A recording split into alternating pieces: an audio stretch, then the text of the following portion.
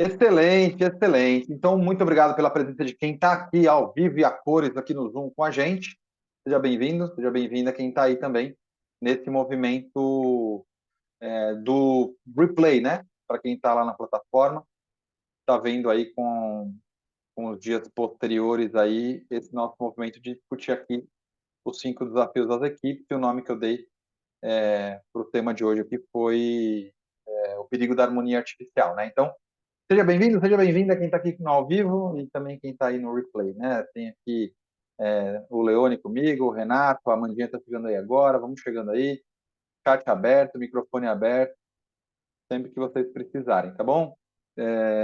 Reforçando que quem está aqui no ao vivo comigo não aparece na aula gravada, para que a gente possa aí também ter uma certa tranquilidade, para que a gente possa abrir o vídeo, fechar o vídeo, sinta sempre à vontade aí. Gente, hoje eu vou trazer então para vocês um tema chamado o perigo da harmonia. É o segundo step de uma pirâmide de um carinha chamado Patrick Lencioni, de um dos livros do Patrick Lencioni que chegou em português na segunda tradução como 5 desafios das equipes. Na primeira tradução, ele veio como as 5 disfunções das equipes. Mas a hora que a gente começar a construir a pirâmide que ele propõe aqui no livro, vocês vão perceber que os desafios estão conectados ali nas disfunções, né? Ele tem outros livros. Esse é um livro best-seller dele, é o que realmente mais vendeu. E, nossa, você sabe que outro dia eu estava num cliente e a gente entregou esse livro de presente para a turma, de média liderança, líder de líderes, né? E aí alguém falou assim, nossa, é muito texto, podia ter um desenho por aqui. E aí, gente, olha que interessante, eu tenho esse livro aqui em mangá. Ó, o Leone vai curtir isso daí, cara. Eu tenho esse livro aqui em mangá. Barato não é, amigo. Em português, em inglês é um pouquinho mais barato, mas tem que ver como faz para entregar aqui, não sei bem. Mas se você der lá no Google mesmo, 5 desafios das equipes mangá, ou ilustrado, talvez, é muito bacana, cara. Talvez tenha um short story ali no meio, não é tão longo como é a descrição dos diálogos, mas, cara, eu gosto demais, né? Eu confesso que a gente dá esse livro bastante aqui para alguns times. Agora a gente tem mudado esses últimos 2, 3 meses, a gente tem feito a entrega do livro da Brené Brown, que é o Coragem para Liderar, que é bem bacana também, né? É, mas a gente começa olhando aqui para os desafios das equipes, fazendo uma pergunta que às vezes é uma pergunta retórica, mas às vezes é uma pergunta que se vocês quiserem responder aqui no chat, quem está ao vivo, fica à vontade aqui, o áudio está aberto mesmo. Qual é o grande desafio de uma equipe, cara, no final das contas? Qual é o grande desafio de uma equipe? Por que uma equipe existe? Por que uma empresa existe? Alguém aí? Ó, o Leone já trouxe ali, ó, entregar resultados. É isso, gente, entregar resultados. Então a gente está aqui para trabalhar, para colaborar, né?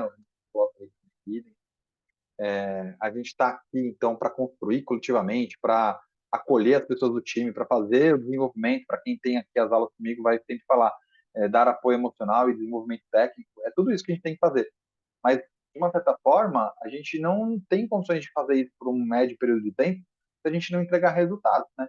Então, você, em geral, ganhou o ticket da liderança em razão da sua competência técnica, você precisa acolher emocionalmente, você precisa dar o direcionamento técnico, mas você só vai conseguir efetivamente fazer isso se você entregar os resultados ao longo do caminho, senão você efetivamente acaba perdendo essa possibilidade de continuar ali naquele processo de desenvolvimento ou naquele processo ali de continuar dentro daquela cultura, daquela companhia, né? Então, de uma certa forma, resultados é o que garante que a gente permaneça, para que a gente aprenda, para que a gente entregue melhores resultados, né? Às vezes é contraproducente, mas quando você troca um treinador, e aí, perdão pelas minhas metáforas esportivas, mas você troca um treinador de futebol, um treinador de vôlei, um treinador de beisebol, primeira vez na história, o Brasil vai ganhar uma medalha de ouro no Pan-Americano, uma medalha qualquer, Pan-Americano nos Jogos Pan-Americanos no esporte, beisebol, primeira vez. Quando você troca um treinador, às vezes a gente pode ter aquele fato novo e você ter 2, 3 jogos ganhando ali alguma coisa diferente, ou tendo um movimento diferente. Mas efetivamente, se você ficar trocando toda hora, você perde 2, 3 jogos e troca o treinador, perde mais 2, 3 jogos e troca o treinador, você acaba não gerando uma coletividade, né? Aquela questão da vulnerabilidade não aparece, mas você também não consegue mostrar como as coisas funcionam aqui, qual é a cultura você quer implementar em termos de comportamento esperado, comportamento não tolerado.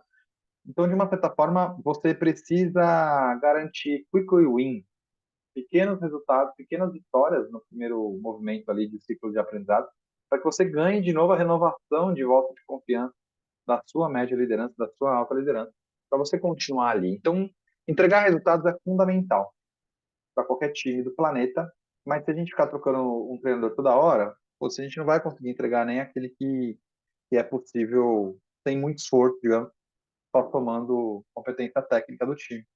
Não adianta. Então, quando a gente olha para o grande desafio de uma equipe, não é só entregar o resultado, mas é entregar o resultado de forma consistente, né?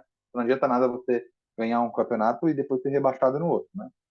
Então, a concepção de alta performance, equipes de alta performance, é uma equipe efetivamente que entrega resultados de forma consistente e, claro, trazendo o time para pensar juntos como também, né? Porque senão a gente começa a usar talvez a capacidade técnica apenas como robozinho e isso aí não vai durar muito tempo, né? Então, o que a gente vai perceber ao longo do caminho aqui hoje nesse tema é que para cada desafio existe uma disfunção. Por isso que a primeira tradução veio como as 5 disfunções, depois veio como 5 desafios, né? Então, se entregar resultados de forma consistente e acolhendo as pessoas do time, então, é o início da descrição de uma equipe de alta performance, a gente vai perceber, então, que a alta performance ela tem mais do que entregar resultados apenas. Ela tem uma entrega de resultados que não é trabalhar mais rápido e mais horas, né? Então, alta performance é mais sobre a entrega de resultados consistentes e menos sobre trabalhar muito, ter um workload pesado, ter muitas horas de trabalho aí, e em alguns lugares até pagar hora extra. Não é. Então, não é trabalhar mais e mais horas. Então, isso é muito importante para a primeira liderança, principalmente, que começa a trabalhar mais horas, mais tempo, mais rápido, para provar para o time que é competente tecnicamente e por isso que tinha que estar naquele lugar. Então, o que a gente vai falar aqui hoje é que uma equipe de alta performance, ela compõe toda a escadinha dessa pirâmide que a gente vai trazer agora, que está descrita lá no livro 5 Desafios das Equipes. Né? Então, vamos lá. Então, para cada disfunção, vai ter um desafio, ou para cada desafio, cada desafio é a resposta de uma disfunção. Né?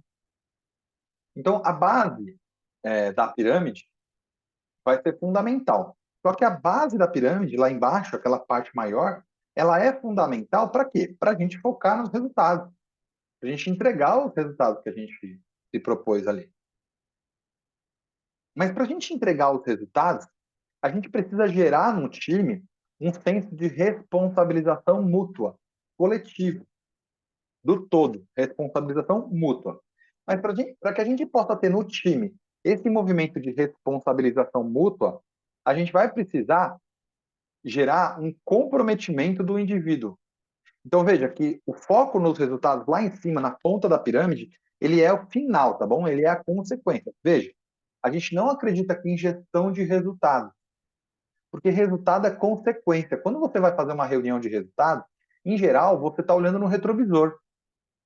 Como que vai ser o resultado do mês que vem? Não sei como vai ser, mas a gente planejou, a gente organizou, a gente se estruturou. Então a gente faz gestão de processos, a gente faz gestão de projetos, a gente faz gestão de pessoas, a gente vai distribuir os recursos, a gente vai definir a estratégia, escolher o mercado, escolher o produto, o tipo de cliente, para lá na frente a gente entregar o resultado esperado. Então, resultado ele é consequência. A gente não faz gestão de resultado. A gente faz gestão de pessoas, processos, projetos, recursos em geral escassos, para que a gente possa entregar os resultados. Então, o resultado final, o foco no resultado, é lá na frente. Mas a gente vai ter aquele resultado final se o time todo tiver uma responsabilização mútua. Mas a gente só vai conseguir ter essa conexão global no time quando o indivíduo se comprometer. Mas olha que interessante, aqui chega um ponto que para mim é nevrálgico aqui, ó. A gente só vai conseguir o comprometimento naquele movimento de propor conflitos produtivos. É aqui que está a pegada do negócio. As pesquisas indicam que na primeira liderança, um dos grandes erros que a gente faz é tentar apagar o incêndio inicial ali. É tentar dizer assim, calma, não briguem, aqui somos uma família. Não, a gente não é uma família, a gente é um grupo de trabalho que precisa se tornar uma equipe com propósito coletivo. Então, esse conflito produtivo, ele precisa, inclusive, ser estimulado por parte da liderança. Veja, conflito não é confronto, né? A gente não pode, em hipótese nenhuma, permitir falta de respeito, né? Ultrapassar os limites, e aí não é bom senso, porque para mim o bom senso é cultural, mas ultrapassar os limites dos comportamentos não tolerados combinados previamente. Por que eu estou falando isso? Porque você pode muito bem dizer aí que o seu negócio, gritar não é permitido, e que ele é um comportamento não tolerado. Só que você tem que ter contado isso para o cara.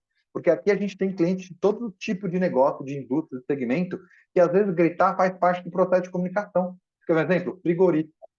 Cara, é muito barulho. É boi passando literalmente, boi morrendo toda hora. O falar alto faz parte do processo ali, com a faca na mão ainda. Imagina essa cena, né? Ou segmentos, por exemplo, sei lá, pensa no movimento bolsa de valores antigo, né? Como é que funcionava ali o processo de comunicação? Claro que hoje mudou e não é mais assim, agora é tudo mais eletrônico, mas a gente precisa então perceber que o bom senso é cultural. Mas os conflitos produtivos precisam ser fomentados por parte da liderança. Confrontos não podem ser permitidos. Confrontos de pessoa, falta de respeito.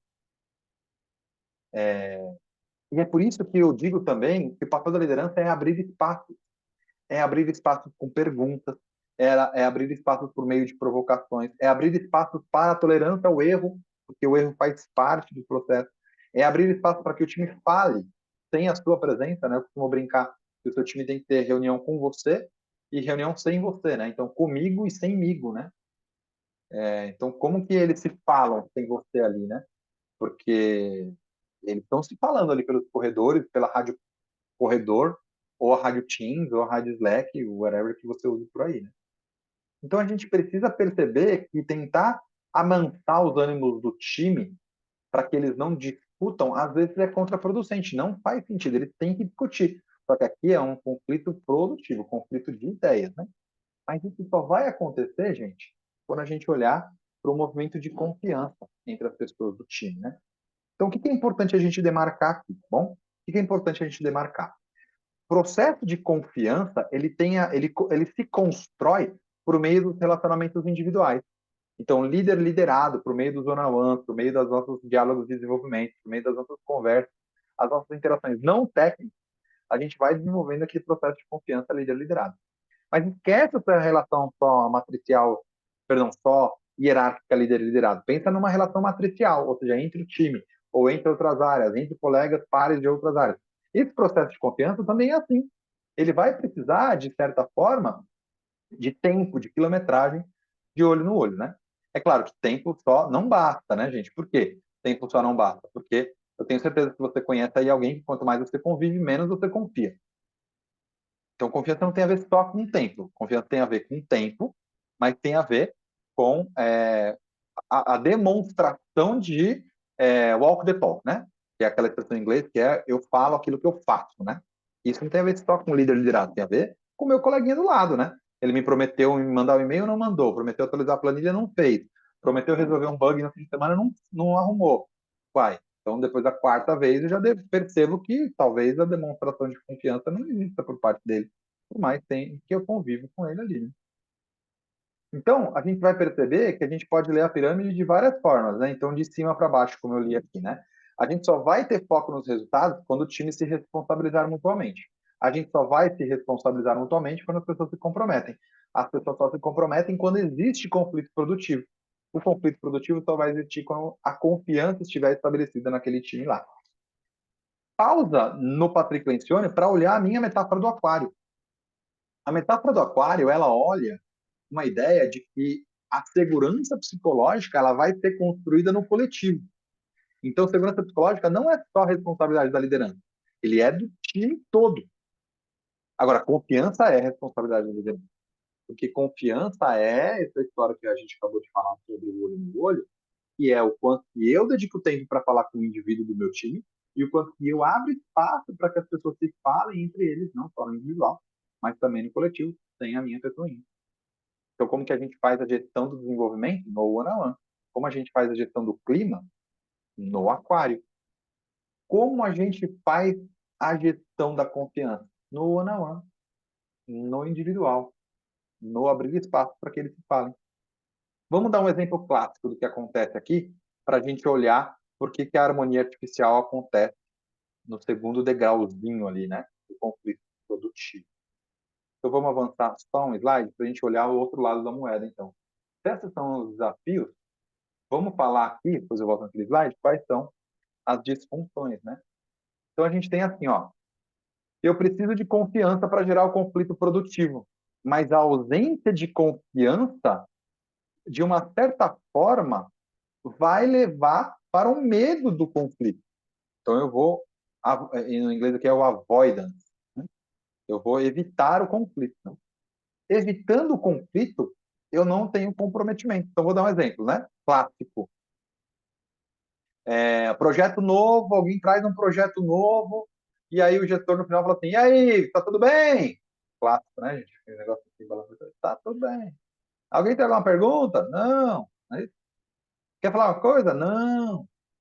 Em geral, o que está acontecendo ali é um movimento de medo do conflito aberto no time, ou seja, falta da segurança psicológica no coletivo. Falta de segurança psicológica é no aquário.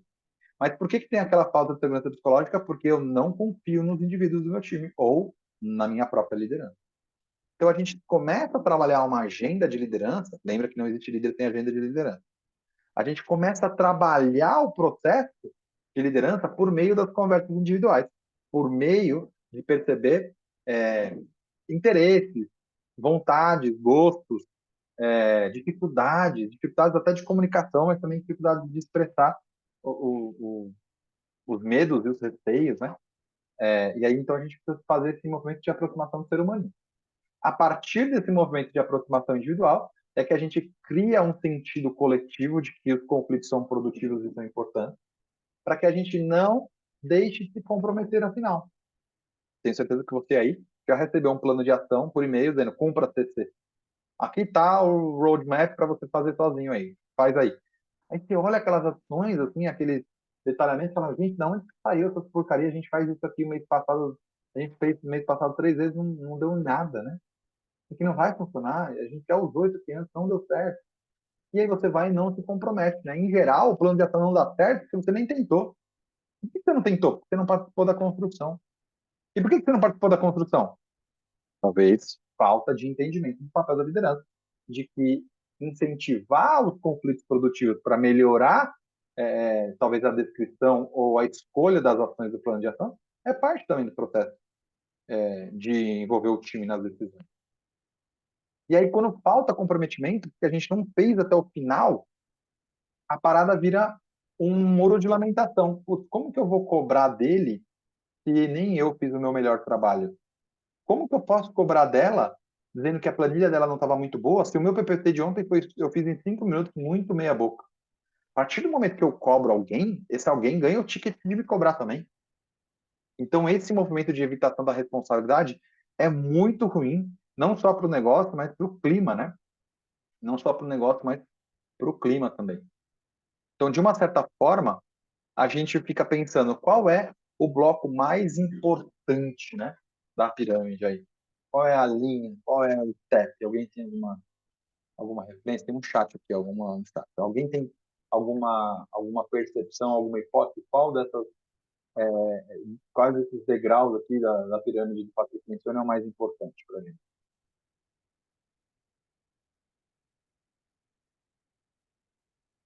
Pode escrever no chat, pode abrir o áudio.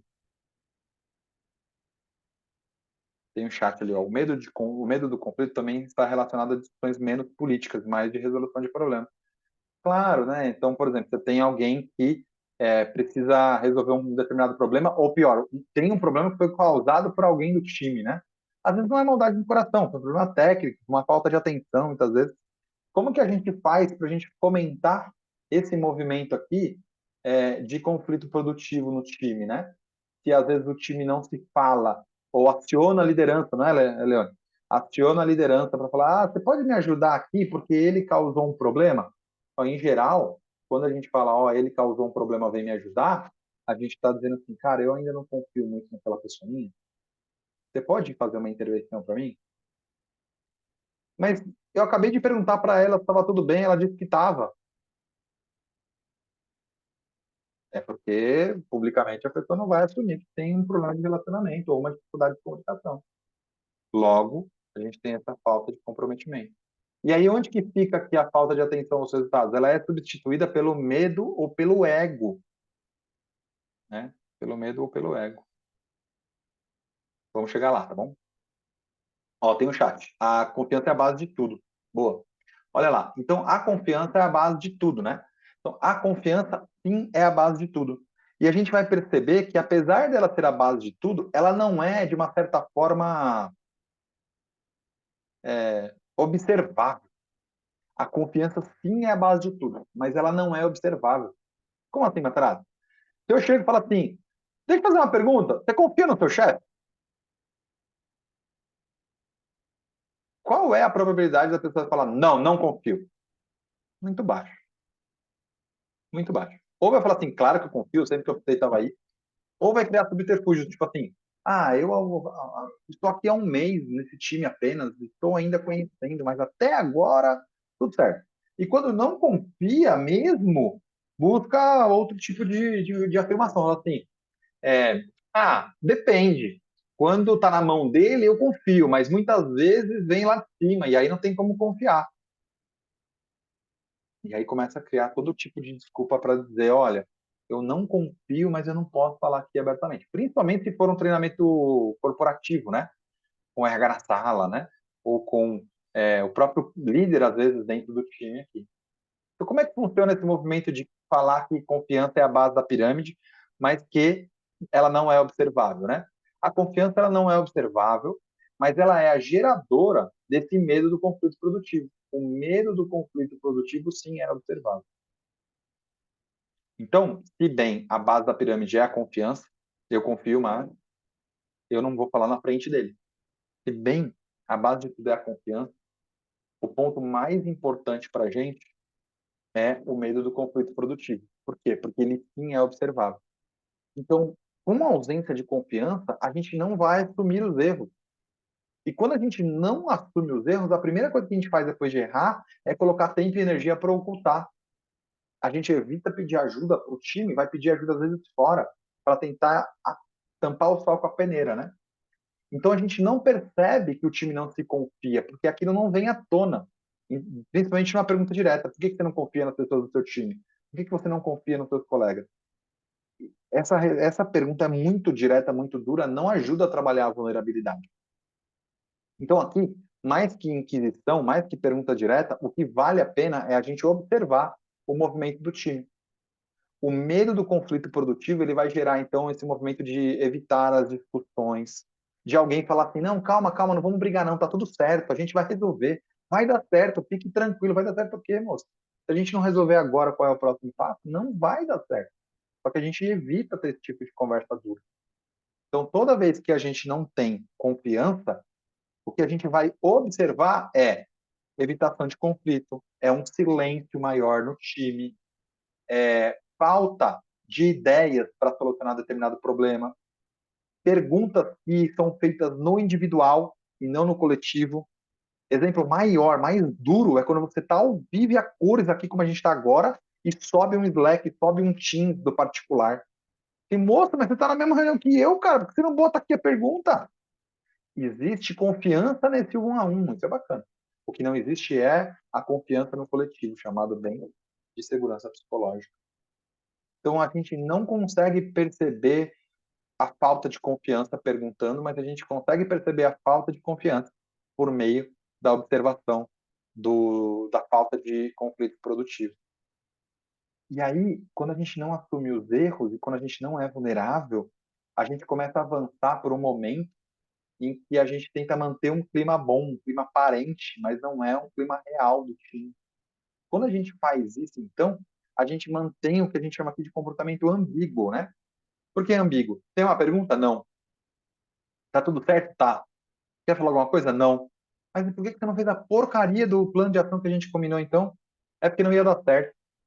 Ué, mas por que você não falou antes, cara? É que a pessoa que trouxe a ideia tem uma posição maior que a minha. É porque eu não sei como que você ia reagir. É porque eu tentei dar duas ideias e o grupo veio e me interrompeu, deu uma no meio, né? também não sou trouxa de ficar aqui dando 4 ou 5 ideias falando sozinho. Então, esses movimentos, e aí a pessoa também não levantou a mão, né? E se impôs de uma outra forma, não gritando, mas por um outro caminho. Então, esses movimentos, eles são movimentos que no indivíduo vai começar a ter aquele conflito de será que eu dedico tempo e energia para isso ou não? Se eu acho que não vai dar certo, não dedico tempo, até porque o meu workload está super pesado. E aí, eu prefiro, então, não cobrar o meu colega de uma coisa que ele poderia ter feito melhor, porque se eu cobrar, o cara também vai poder me cobrar. E aí a gente vai evitar esse tipo de conversas difíceis, né? Isso é muito comum acontecer, por exemplo, quando você percebe que o seu time não está brigando, não tem conflito, está tudo tranquilo, a galera já está preparando o outro mês, já que está chegando no final do mês, e de repente, duas pessoas no seu time têm ali um comportamento muito duro, começa num conflito muito direto, quase que uma falta de respeito mesmo, e aí alguém te acena e fala assim, olha, não aguento mais, trata de resolver isso. Nossa, mas por que não aguento mais, cara? Por que não trouxe antes para falar isso daí, para ver como que a gente poderia avançar, né? E é aí que a gente perde a atenção ao resultado. E a gente fica focando no eu, no eu, no... É porque eu fiz isso, é porque eu tentei, é porque eu falei, é porque isso. E aí a gente fala eu 15 vezes e a gente não fala nós, a gente não olha para o resultado, a gente não vai olhar em nenhum momento para o coletivo. Então, para cada desafio que a gente tem, para cada desafio que a gente vai ter uma disfunção. Mas como que a gente olha a forma como isso acontece no dia a dia? Vem comigo que eu vou contar aqui um storytelling, então. Vou no mesmo slide, só que agora de uma forma que o time verbaliza, tá? Ou que o time sente, mas verbaliza, às vezes não verbaliza. Ou às vezes verbaliza para a liderança, porque existe confiança no indivíduo da liderança, mas não existe no time, né? Na ausência de confiança, que é a base de tudo, ele vai gerar um movimento lá em cima, na base da pirâmide, que é o foco na manutenção do emprego, né? Então, ó, já que não vai dar certo essa porcaria, já que a gente não vai entregar mesmo resultado, eu vou focar aqui no meu papel, né? LinkedIn, né? Como eu costumo brincar nas aulas, né? Então, lá no LinkedIn tá tudo bem, né? Com o time, com a empresa, com os resultados, mas efetivamente dentro não está muito certo, né? Então a gente percebe várias pessoas se colocando como, sei lá, uma pessoa resolutiva, que sabe resolver problemas, uma pessoa criativa, colaborativa. E aí eu conheço algumas pessoas que comentam esse post do LinkedIn nos grupos de WhatsApp fechados, manda fotinho do print do post, fala assim, gente, lembra dessa chefe aqui? Olha que loucura, falou que ele escuta as pessoas. Gente, lembra desse cara aqui quando ele era cliente? Ele pedia para fazer sem nota? Agora vem falar ali que é ética em primeiro lugar. Então a gente não comenta isso no LinkedIn. Se fosse no Facebook, era carnificina, né? Mas a gente não comenta isso no LinkedIn. Amiga, tá faltando um walk the talk por aí, né? Oi, amigo, tudo bem? Cara, você mudou? Porque você não era assim antes. A gente não tem esse tipo de approach direto, falta até às vezes de tato ali, de simplicídio, né? Mas por que a gente não tem? Porque a gente percebe que a gente tem que manter a nossa máscara social. Quando a gente mantém a máscara social, muitas vezes a gente está focando na manutenção do emprego, do cargo, do ego. E aí o que vai acontecer? Isso vai trazer, então, um movimento de aceitar qualquer nível de entrega. Qualquer nível de entrega serve. Por quê? Porque eu, primeiro, acho que não vai dar certo esse projeto. Segundo, tenho coisa mais importante para fazer. Mas por que você tem coisa mais importante? Porque as outras coisas eu participei do processo de construção. E por que então que eu não me comprometo? Porque eu já sabia que não ia dar certo mesmo, né? É aquele comportamento ambíguo. Se você sabia que não ia dar certo, por que você não falou antes? Eu não preciso me esforçar. Como não? Não vai dar certo mesmo? Cara, mas se a gente não se esforçar, é aí que não vai dar certo mesmo. E por que isso aconteceu? Porque a gente trouxe, e aí aqui é o pulo do gato, o que a gente chama aqui de fenômeno da harmonia social. Na frente do gestor ou do dono do projeto está tudo bem, nas costas nem tanto. Por que isso acontece? Porque eu tento evitar a vulnerabilidade. Eu não demonstro, e não é fraqueza, né? É vulnerabilidade, eu não demonstro os meus gaps, eu não falo que eu errei, eu não assumo que eu não sei. E aí eu acabo, então, focando no Superman e Supergirl, né? Então, ali no chat o Renato colocou que a base da pirâmide é a confiança. Isso vai ser fundamental. Então, como que a gente faz isso? A gente faz isso olhando para rituais e rotinas de liderança no individual e no coletivo. Mas ó, a confiança não é observada. E a falta de conflito produtivo é. Então, essa tal harmonia artificial ela é tão perigosa porque, no final das contas, ela vai gerar um movimento de foco na manutenção do emprego. Então, o principal ponto de cuidado que a gente tem que ter aqui no time é a harmonia artificial.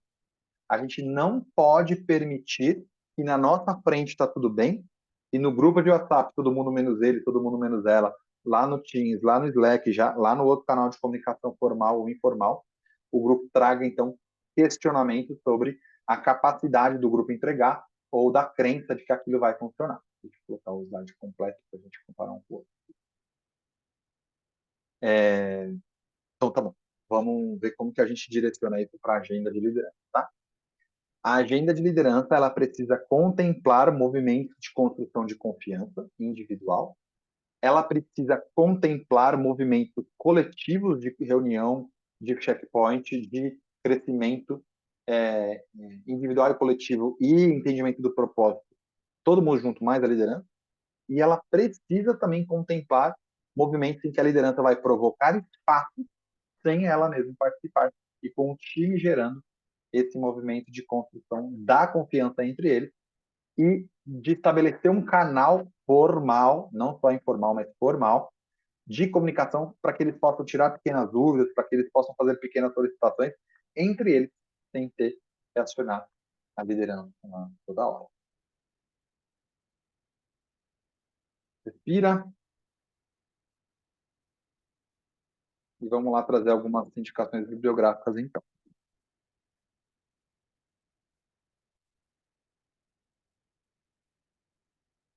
Bom, de uma certa forma, a gente vai olhar para a base da pirâmide de confiança e a gente vai perceber que a confiança, então, ela é construída nesses movimentos individuais, mas não só nos movimentos individuais, onde a gente resolve problemas, trata de problemas técnicos e avança para, talvez, melhorar a qualidade do serviço ou do produto que a gente tem ali para entregar. Como que a gente trabalha a confiança? A gente trabalha a confiança exercitando a nossa vulnerabilidade. A gente trabalha a confiança exercendo a nossa vulnerabilidade. Não posso deixar de falar, então, de outro tema mais do que Brené Brown, né? Então, dois livros clássicos dela, né? A Coragem de Ser Imperfeito e agora um novo que acabou de chegar no Brasil, A Coragem para Liderar. E eu falei no começo que é o que a gente tem entregue agora nos programas de liderança. Duas coisas. Vulnerabilidade não é fraqueza, mas sim é assumir que não sabe alguns pontos importantes das entregas. Não tem problema nenhum a liderança não saber alguma coisa. Grande erro da primeira liderança é achar que a gente deve saber tudo, trabalhar mais rápido, melhor que o nosso time, ser master blaster aí. Vai rolar. Então, a base da pirâmide de confiança, a gente traz aqui dentro do Patrick Lencioni, dentro das funções das equipes, a base que é a coragem da Brené Brown. E para olhar a evitação de responsabilidade e a falta de comprometimento, a gente vai olhar para Amy Edmondson. Amy Edmondson, que é a professora que escreveu um livro chamado Organizações Sem Medo, que é daí que ela resgata o conceito de segurança psicológica lá dos anos 70, tá bom? Dos anos 1970. Então, eu estou falando aqui de confiança com a Brené Brown, estou falando de evitação de responsabilidade e falta de comprometimento na questão ali da segurança psicológica, e o medo dos conflitos produtivos é a agenda de rituais e rotinas de liderança, abrindo espaço para que o time possa falar. Se eu tiver que trazer mais uma bibliografia do medo dos conflitos produtivos, eu vou citar aqui Simon Sinek, e especificamente um livro chamado Os Líderes que Servem por Último, onde ele diz que a liderança precisa, então, fazer esse movimento de construir espaço para que o grupo pense formas diferentes ou critique, talvez, a própria ideia da liderança. Como que você faz para abrir espaço para que o time critique a sua ideia? Não seja o primeiro a colocar a sua ideia na mesa. Deixe o grupo trazer a própria ideia antes e eles vão construindo possibilidades no caminho, tá bom? Então, gente, acho que a mensagem principal aqui que eu quero deixar para vocês o pior que pode acontecer num time que pretende ser um time de alta performance é que as pessoas, os indivíduos, foquem na manutenção do emprego e do ego. Porque quando isso está acontecendo, a gente não está, então, focando no resultado que a gente espera. Por que que as pessoas vão, então, focar no resultado individual, no ego, no cargo? Porque elas estão evitando a responsabilidade, aceitando qualquer tipo de entrega. Por que que ela vai aceitar qualquer tipo de entrega? Porque ela não se comprometeu e ela já sabe que não vai dar certo. Pai, mas como que ela já sabe que não vai dar certo antes de tentar? Porque ela não pôde contribuir na construção de cenários ou de possibilidades para um eventual projeto ou talvez um plano de ação. Por que que ela fez isso? Porque a gente evitou os conflitos produtivos, a gente evitou os conflitos de ideias. Mas por que que a gente evitou os conflitos de ideias? Efetivamente, porque não existia confiança para que as pessoas possam se falar. Então, ok, confiança é a base da pirâmide. Harmonia artificial é observada. Respira. Quem está aqui comigo quer falar alguma coisa? Dúvidas, perguntas, sugestões, sugerências? Bora! Então, um presente para você, tá bom? Aqui tem o assessment do livro, tá bom? Os 5 desafios das equipes. Então, o livro, ele traz um assessment. Então, eu vou compartilhar com vocês no chat. Para quem faz parte da comunidade, está disponível lá na comunidade. Depois eu mostro quem está lá. Mapeamento da equipe, então, baseado nas 5 instruções do papel iniciante, tá bom? Então, um Excel bloqueado, não dá para mudar o texto, mas você consegue, então, alterar os números aqui, tá bom? Que você vai dar de 1 a 3, tá bom? Então, qual que é a legenda, né? Utilize a escala abaixo para indicar de que forma cada afirmação se aplica à sua equipe. É importante avaliar as afirmações com toda honestidade, tá bom? 1, raramente. 2, às vezes. 3, normalmente. Então, você vem aqui, escolhe 1, 2 ou 3. E aí, o sisteminha... Sisteminha não, né? O Excel simples aqui, ó. Vai buscar para você, tá bom? Aí você vai ter todas aqui tabuladinho. E aqui tem o resultado. Vou mudar esse 4 aqui, parecidinho. Ó, nota 7, 6, 6, 6, 5, 6. Então, simples, super simples, baseado no livro, tá? Pontuação de 8 a 9, provavelmente, opa, tá até eu fiz errado, vou corrigir aqui, provavelmente esse desafio não é um problema para a sua equipe.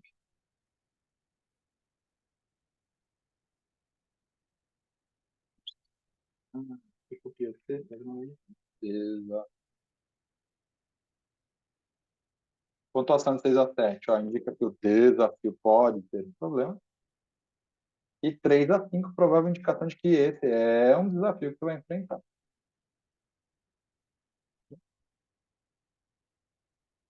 Está protegida mais para frente, sim.